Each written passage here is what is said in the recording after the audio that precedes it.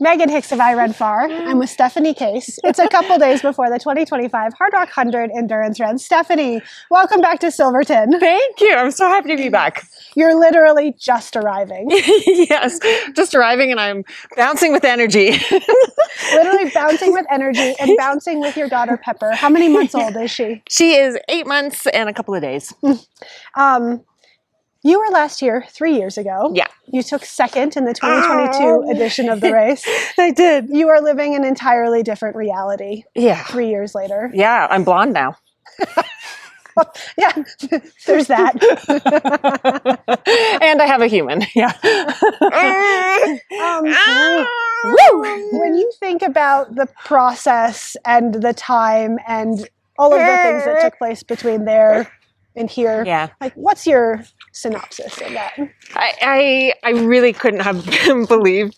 Can you hear that? So okay. I couldn't have imagined 3 years ago that I would be where I'm at now.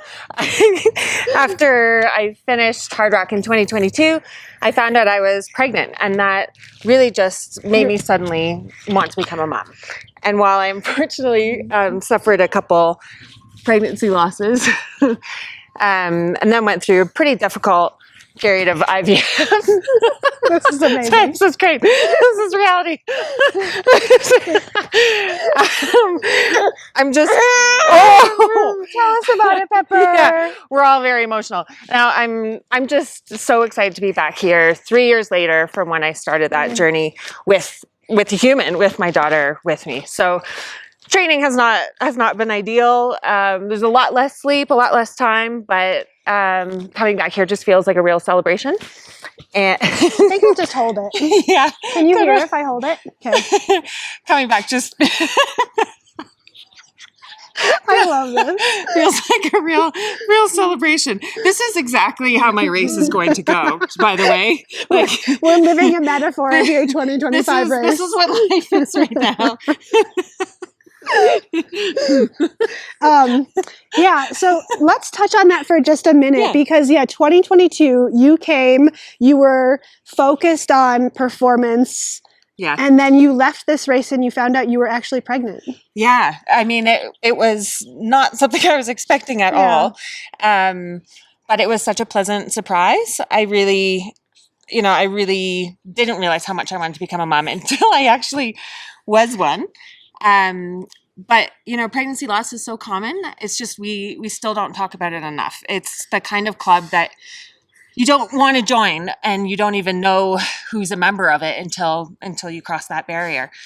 But it just instilled in me this desire to try to get pregnant and stay pregnant any way that I could. And it was a lot harder than I ever imagined it would be. But I feel quite lucky to be where I'm at right now.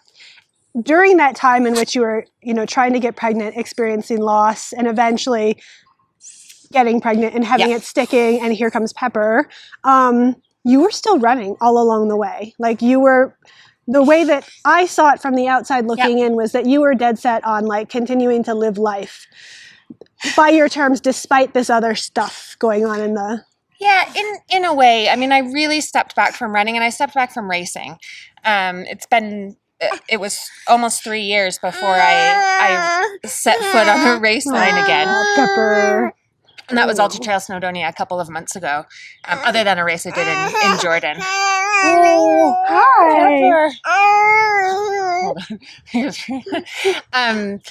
It was really hard because there's not a lot of research in between the connection between fertility and running. Mm-hmm. And even though there's no science to show that training hard and training intensely can impact it, people would question, people would ask me whether, perhaps my running was affecting my ability to be a mom. And even the doctors and the medical professionals would give me advice to take really the most conservative approach. So I was kind of caught between this desire of, not wanting this to affect my life and going out and doing what I love. Running is a big part of my identity, but also not wanting to feel like there was anything that I could have done more to help me become a mom. Yeah. So I really felt quite a step back in my fitness and my running, and definitely in my racing. To talk a little bit about logistically where you are now, Pepper is how many months old? 8 months. 8 months. And was it 2 months ago you came back to your first race? Yes, I raced Ultra-Trail Snowdonia when I was 6 months postpartum. How has the return from giving birth and returning to fitness been for you? What's that journey been like? I feel like I'm very lucky. Women don't really know how difficult it's going to be coming back from childbirth.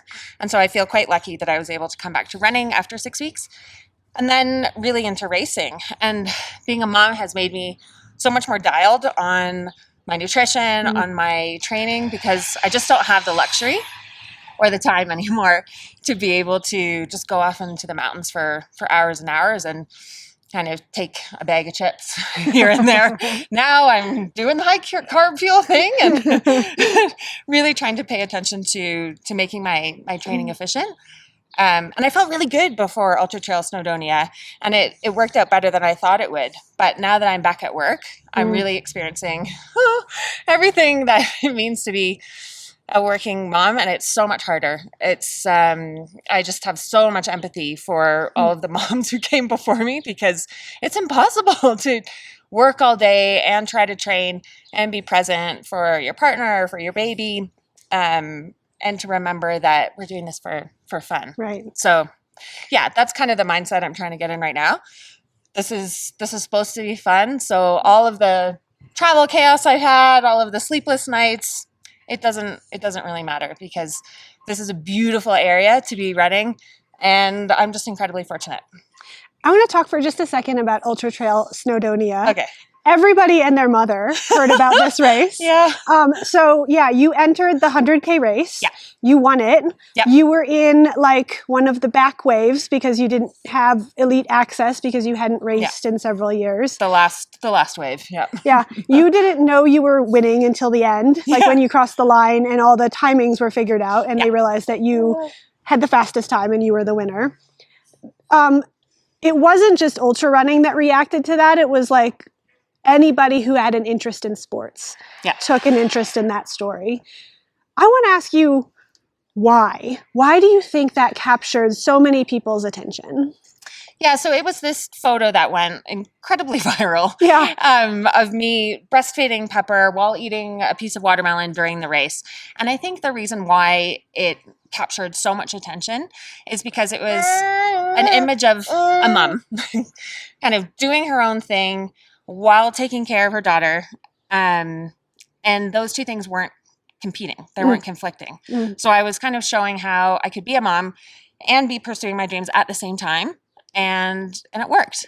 And even though it's 2025, we still have very ingrained ideas about what a new mom should look like and how a new mom should be spending their time. And there was a lot of pushback, really, about the fact that I was out racing. There was a lot of positive comments, but also some negative ones.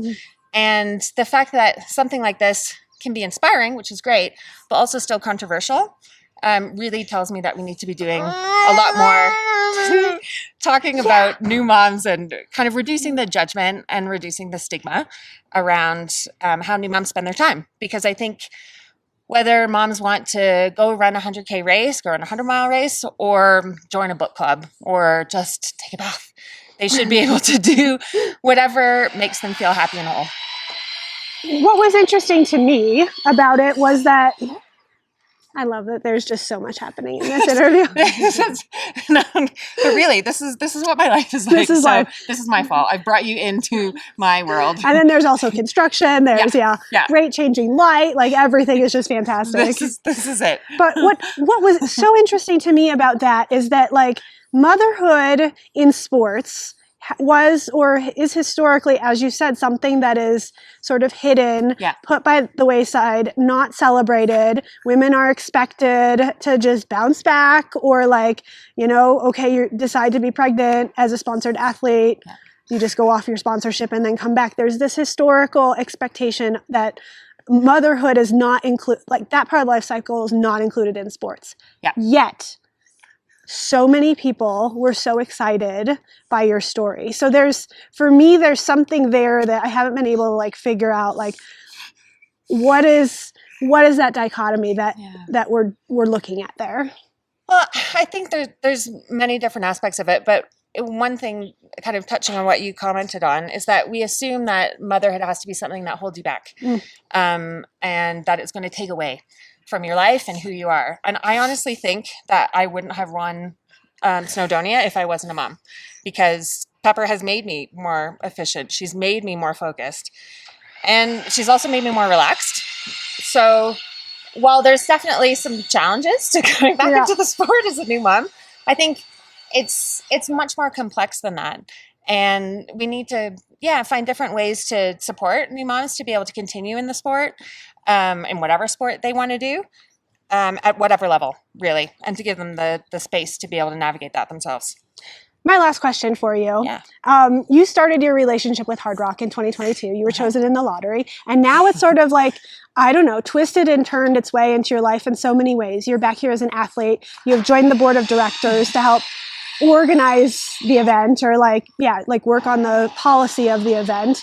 Why and how did Hardrock get under your skin like that? I think the deep connection that this race has, this run has to the nature, to the environment, and to the communities really speaks to me. Even though this is a world-renowned race that people from all over the world want to come run, it still has that feeling of, there's 146 runners in it, and each runner is treated as important as the other one. So whether you're Katie Scheid or whether you're at the back of the pack, you are so important to the organization, to the communities, and I think that that's really quite a beautiful thing. And trying to help make this event open and accessible to more people is something I'm pretty passionate about. Best of luck to you in your second Hardrock, and best of luck juggling all that is you. Thank you.